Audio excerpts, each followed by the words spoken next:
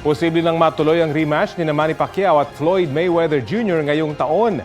Sa isang event ng Rise in Fighting Federation sa Japan, binanggit ni Pacquiao na magkakaroon siya ng malaking laban ngayong 2024. Wala siyang sinabing pangalan, pero ang CEO ng promotion binanggit ang pangalan ni Mayweather. Wala pang ibang detalyeng nabanggit, lalo't 2017 pa nagretiro sa professional career ang undefeated American boxer. Naglaban sila ni Pacquiao noong 2015 kailan si Mayweather ang nanalo via unanimous decision. Kapuso, alamin ang maiinit na balita. Bisitahin at mag-subscribe sa GMA Integrated News sa YouTube. Sa mga kapuso abroad, samahan niyo kami sa GMA Pinoy TV at sa www.gmanews.tv.